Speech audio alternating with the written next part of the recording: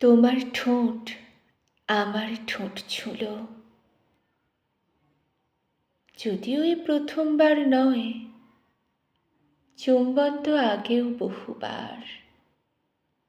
এবার ঠোঁটে মিলেছে আশ্রয়।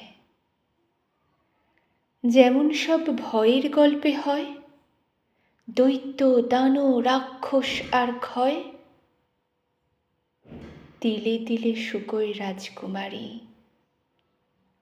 অন্ত মেলে রাজপুত্রের জয়।